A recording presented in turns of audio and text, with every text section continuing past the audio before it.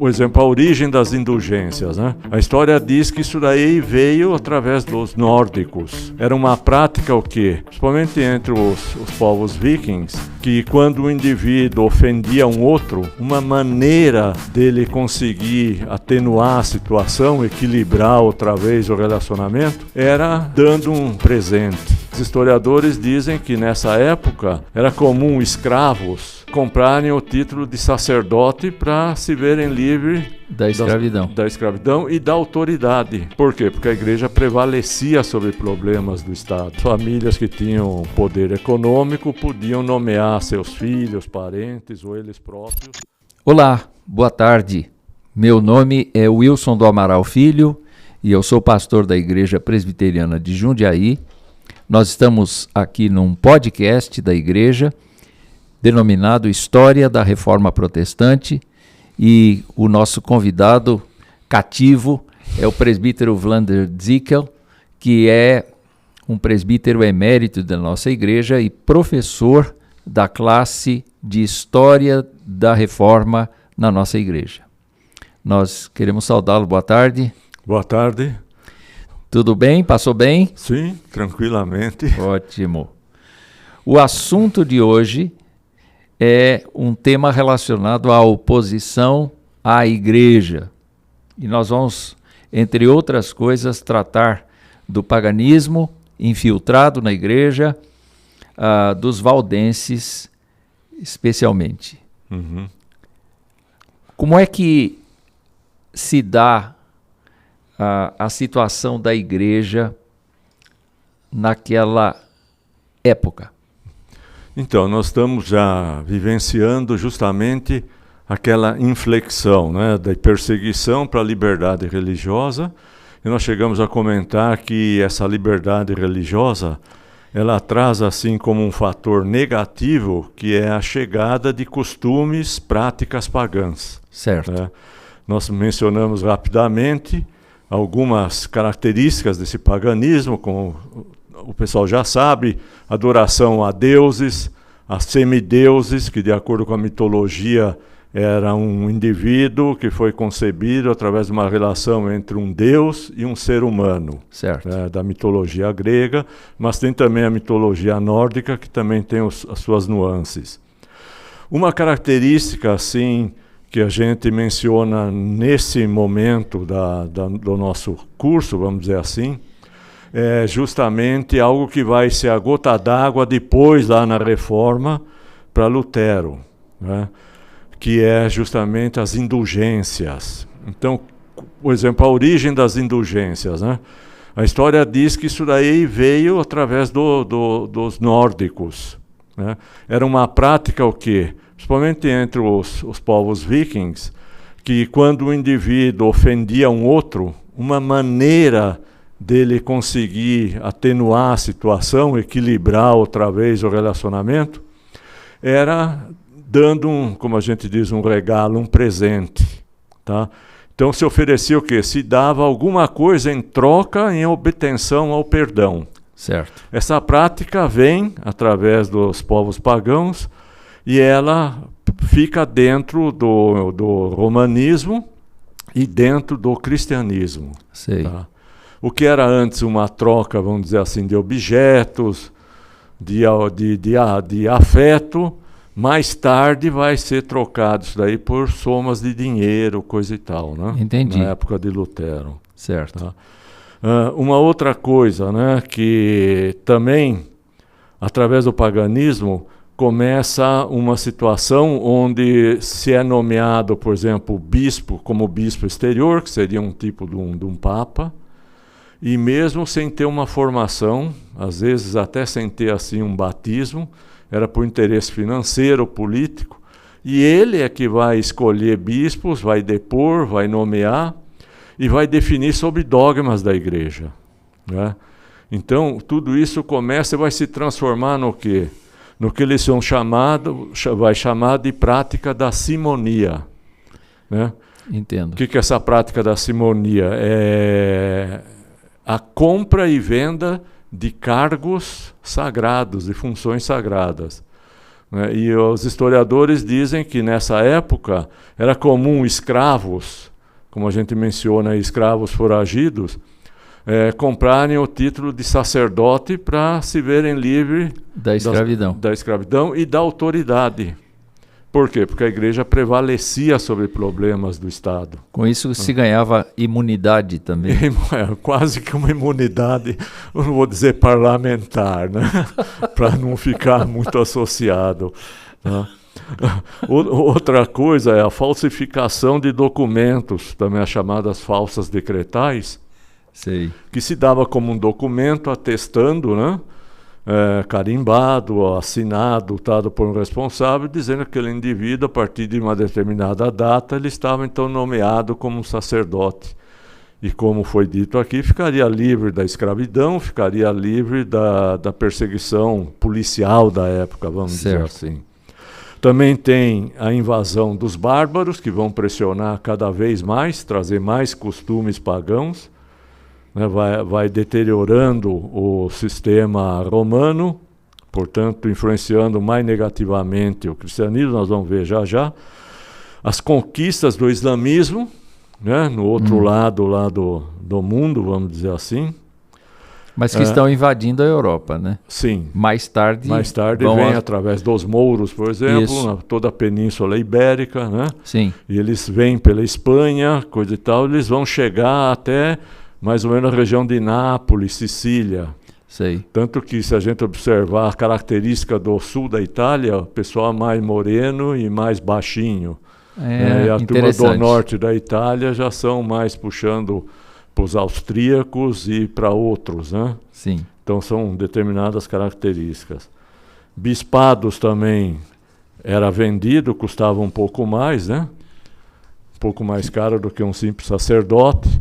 Certo. Mas aquelas famílias que tinham poder econômico podiam nomear seus filhos, parentes ou eles próprios se transformarem. Né? Não há problema de nepotismo nessa época. Nenhum problema, né? Não, nada. Não nada. era imoral. Não era. Nem engordava. Muito bem. Em função disso, né, tem, por exemplo, uma declaração de Rui Barbosa que eu acho que mostra ele mostrando como é que era a situação.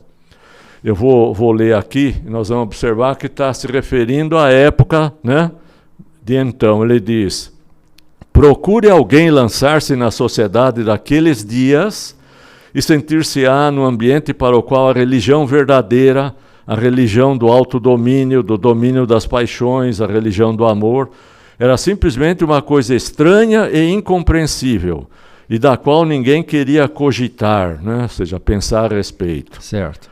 Aquela era uma sociedade esmagada sob o peso de atividades, né, ações, que transformavam a vida em pugnas, lutas, né, amargas, com que uns esmagavam os outros impiedosamente, tripudiando, quer dizer, passando por cima, né, dos princípios e freios que a própria moralidade impõe. A maldade e a miséria da massa humana daqueles dias eram simplesmente de estarrecer, né? Na classe, normalmente, fala agora, vamos pôr todos os verbos no presente, que é a sociedade atual. Vamos ver se mudou, né? Então, por exemplo, procure alguém lançar-se na sociedade dos nossos dias, né? E sentir-se-á no ambiente para o qual a religião verdadeira, a religião do autodomínio, do domínio das paixões, a religião do amor, é simplesmente uma coisa estranha e incompreensível, da qual ninguém quer pensar a respeito. Tá? Exatamente. Esta é uma sociedade esmagada sob o peso de atividades que transformam a vida em lutas amargas, com que uns esmagam os outros impiedosamente, passando por cima dos princípios e freios que a própria moralidade impõe. A maldade e a miséria da massa humana dos nossos dias são simplesmente de estarrecer. Essa sua mudança de verbo do passado para o presente mostra que Rui Barbosa constatava uma sociedade doente lá atrás, mas também no seu tempo, no seu próprio tempo em que viveu. E agora, esta palavra é uma palavra quase que profética, não é? Exatamente. Denunciando a vida social como caótica. Hoje é caótica. E a gente pode até fazer uma extensão jogando os verbos para o futuro. É. Né? E aí vem, por que não muda? né? Então aí a gente cai também numa declaração clássica, né, de Lutero, quando ele diz que o ser humano ele é a somatória de duas características negativas, né? Sua depravação total, que é própria da natureza humana, depravação total e a incapacidade total. Né? Capacidade total do quê? Não é de realizar uma obra, um feito, mas é de mudar o seu próprio status, a sua própria condição espiritual. Né? E é interessante, isso daí, o que Lutero está falando, é lógico, está lá em Jeremias 17:9. Sei. Não é? Que diz que o coração, né, o coração do homem é tremendamente enganoso, não é? E desesperadamente corrupto. Né? Quem é que pode sondá-lo? Aí eu faço mais um comentário em cima do texto alemão, que é o Novo Testamento, traduzido diretamente por Lutero, diretamente do idioma grego para o alemão. Não é? Ele usa um termo, é lógico que o contexto é o mesmo, mas as palavras, né? Quando ele fala o coração é tremendamente enganoso e corrupto, tal, né? O alemão, para definir o coração que ele está se referindo do ser humano, ele usa um termo que é entre as vários significados, é um termo que se aplica, por exemplo, para a rebeldia das crianças. Então ele está dizendo que o coração da criança é daquela criança rebelde que quer fazer o que ela bem entende. E ela não se preocupa com quem não entende como ela deveria até proceder. Né? Essa criança resiste à interferência da vontade de outra pessoa, e no sentido de ter até um comportamento apropriado. Esse termo Lutero usa para mostrar, quer dizer, que o ser humano procura agir como ele bem entende pela sua própria natureza humana. E o outro termo, que ele fala de desespero, né? Em alemão significa desespero mesmo, né? Mas no sentido de levar a pessoa a perder a confiança diante de uma situação difícil, perder a esperança e o desejo de realizar alguma coisa. Essa é a tal de incapacidade. Não é? Então você vê Jeremias, Lutero, Rui Barbosa. Né? Então até entendo que Rui Barbosa era um interessado também em assuntos religiosos. Né? Eu vou ler. Qualquer ser humano é interessado em assuntos religiosos, na verdade. Ele só não sabe onde procurar. E ele apela muitas vezes para a moral, para a ética, mas isso só não basta. Ele constata a falha, mas ele não sabe caminhar para a solução. A solução só vem da parte de Deus mesmo. Né? Eu vou ler na Nova Almeida atualizada o que diz o Jeremias 17:9. Enganoso é o coração mais do que todas as coisas e desesperadamente corrupto. Quem poderá entendê-lo? Essa é a versão Nova Almeida atualizada, e que mostra claramente essa circunstância, não é? De que o coração, se tem engano na vida, nas pessoas, o coração é mais enganoso do que tudo. Exatamente. Ele, ao dizer que ele é desesperadamente corrupto, dá a entender também que ele procura a corrupção, ele prefere a corrupção. É um estado lastimável. Lastimável. E onde a gente fala, né, na apostila, a gente põe alguns exemplos para entender textos que falam sobre depravação total e outros sobre incapacidade total. Né? Por exemplo, João 3,3, ele diz claramente, né? A isto respondeu Jesus: em verdade, eu vos digo que se alguém não nascer de novo, não pode ver o reino de Deus. Veja também o 5. Veja também o 5. O 5 diz: respondeu Jesus: em verdade, te digo que quem não nascer da água e do Espírito não pode entrar no reino de Deus.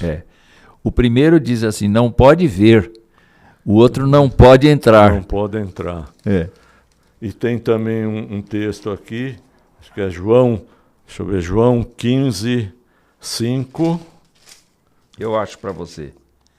Ele diz assim: eu sou a videira, vocês são os ramos, quem permanece em mim e eu nele, esse dá muito fruto, porque sem mim vocês não podem fazer nada. Ou seja, incapacidade total, né, então, de produzir algum fruto espiritual.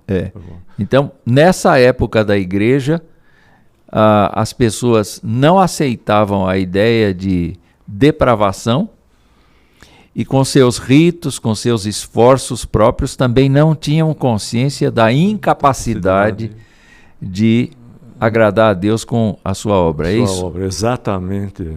Uma boa definição aí. Valeu muito. Te agradeço, pastor, para complementar isso. Essas características tem outras aqui, que depois com o material disponibilizado, né, fica mais fácil entender. Tá? Mas foi para mostrar que a característica humana, ela permanece, né? Aquele que está sem Deus, a não ser que haja realmente a interferência do Espírito Santo na vida do ser humano, ele continua com essas características. Quer dizer, eu posso evoluir, a humanidade pode evoluir tecnologicamente, mas nunca evoluirá espiritualmente. Não ela sempre permanecerá se enganando a si mesma e sendo enganada. Exato. E, ao mesmo tempo, buscando a corrupção como forma de tentar se encontrar. Exato. Que é o que a gente está acompanhando e talvez ainda nesses estudos aqui de hoje a gente possa ver alguma coisa sobre isso. O que vem como consequência, né, do que nós falamos? Nós entramos então na parte de inovações que ocorreram na igreja. A gente chamou de inovações, mas são desvios, né? Uhum. Então tem um gráfico aqui, por isso que é interessante acompanhar pela apostila, né? Por exemplo, tem algumas datas aqui. O uso de velas é introduzido na igreja no ano 320. Não é? Doutrinas do purgatório vem no ano 431. Tá? Extrema unção, 503. Mais para frente, celibato sacerdotal, 993, dogma da infalibilidade papal, 1074, dogma da transubstanciação, 1190, proibição da leitura da Bíblia. Depois nós vamos comentar sobre isso, o que foi essa, mas isso mais lá no tempo, quando a gente chegar em Lutero, né? Um pouco antes disso tinha havido também, não sei se mencionou, a adoração a imagens e relíquias. Sim. E a canonização dos santos, né? Dos santos, também vem isso daí, né? Certo. Entre outras coisas mais aí, né? Uhum. O que mostra, né, só pegando um texto lá que tem de Apocalipse 2, de 2 a 5, depois pode-se ler, mas diz, né? Tenho, porém, contra ti que abandonaste o teu primeiro amor. Né? Mostrando tudo isso, veio e vai trazer como consequência, que consequência dos desvios, né? Fez com que a igreja assumisse a posição de ser responsável pela salvação das pessoas. Uhum. Através do clero e dos costumes que foram introduzidos ao longo do tempo. É a chamada teologia do sacerdócio. Né? Certo. Tanto que passa a imperar um tema latino, né? Que é extra ecclesia nulla salus, ou seja, vigorava a ideia de que não havia salvação fora da Igreja Católica. Entendi. Interessante que eles tinham o conceito, a própria igreja sabia, que os critérios da salvação tinha que ter Cristo como Salvador, mas tinha que ter a ação da igreja para ser como uma intermediação entre os fiéis e o próprio Deus. Né? É aí que surgem os 7 sacramentos? Exato. Eu não sei se foram, provavelmente não foram todos ao mesmo tempo, né? Sei. Mas os 7 sacramentos vêm como uma ação intercessória da igreja, né? Uhum. Desde o batismo, depois vem a própria confirmação, que seria a crisma, como se conhece lá, a ordenação, quando se ordena presbíteros, diáconos, padres, todas as figuras eclesiásticas que devem dar continuidade ao serviço. Dos sacramentos você tem também a confissão auricular. Confissão auricular. Você tem o casamento. Você tem a extrema unção. A Eucaristia e a extrema unção. Extrema unção. Tá certo. E esses acontecimentos aqui, eles vão culminar, né, na reforma do século XVI. Né, em resposta a esse entendimento equivocado, descuidado e alterado da palavra de Deus, tá, que foi propiciado pela própria Igreja. Né. A gente tem uma referência que as primeiras indulgências, por exemplo, que nós fizemos referência, que começou lá no paganismo, né, ocorre entre os séculos X e XIII já.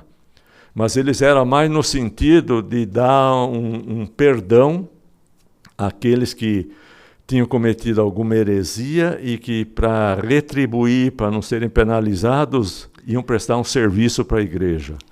Né? Então foi caracterizado aqueles que se juntavam às cruzadas, né? Os cruzados que combatiam os inimigos da fé cristã. Então alguém que tinha algum problema, mas se prontificava a integrar o exército da Igreja, vamos dizer, para combater outros, né? Então eles tinham o perdão, era o tipo de indulgência. Ainda não era mediante pagamento. Né?